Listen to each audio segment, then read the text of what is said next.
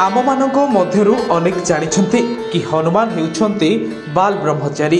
तेणु ब्रह्मचारी पालन करथिबा लोक माने हनुमान को पूजा करिथांती। किंतु आमे आपनकु जदि कहिबु हनुमान कुमार नथिले से विवाहित थिले तेबे आपनकु एहा सुनिबा परे निश्चय आश्चर्य लागिपारे। भारतर तेलंगाना रे हनुमानकर विवाहित जीवनर प्रथा प्रचलित। तेलंगानार खम्माम जिले में हनुमान एवं तांको धर्मपत्नी सुबर्चलंकर एक पुरातन मंदिर रही। पराशर साहित्य रे मध्य हनुमानकर विवाहित जीवन विषय रे लेखा जाइछि।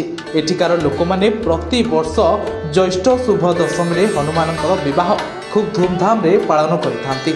सत कथा हेउछि अधिकांश लोकंक पई एहा कोनोसी आश्चर्य ठारू कम नुहे, कारण हनुमान को बाल ब्रह्मचारी कहा जाय थाए। आसंतु जानिबा कोन रहिछि तांको विवाह पछर कहानी।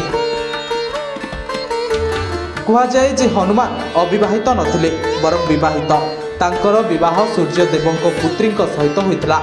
साहित्य अनुसार हनुमान सूर्यदेवंकु तांकर गुरु भावे स्वीकार करथिले। सूर्यदेवंक पाखरे 9टी दिव्य विद्या रहितला।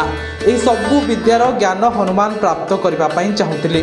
9टी ज्ञान मध्यरु सूर्यदेव हनुमान को 5टी विद्या दे देथिले, किंतु अन्य 4टी विद्या केवल विवाहित पुआ माने ही जानि परिबे। हनुमान ब्रह्मचारी थिले, तेणु सूर्यदेव को यह 4टी विद्या देवा पई असमर्थ होइथिले। एही समस्यार निराकरण पई सूर्यदेव हनुमान को विवाह पई परामर्श देले।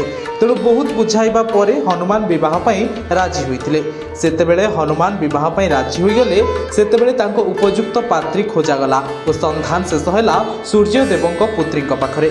सूर्यदेव कहले तांको पुत्री सुबर्चलांक तेज खूब अधिक, एहाकु केवल हनुमान तुमे ही संभाली परिबो, तेणु मो पुत्री ही तुम पई उपयुक्त। एहा मध्य कहले विवाहर तुरंत से पुणी थरे तपस्या मग्न हो जिवे, तेणु तुम ब्रह्मचर्य उपरे मध्य कोनोसी प्रभाव पड़िबो नाही। विवाह परे सुबर्चला तपस्या रे लीन होई गले एवं हनुमान मध्य सूर्यदेव ठारू अन्य 4टी विद्या शिक्षा करिनेले। एही प्रकार विवाह परे मध्य हनुमान सर्वदा ब्रह्मचारी होई रहिछन्ति।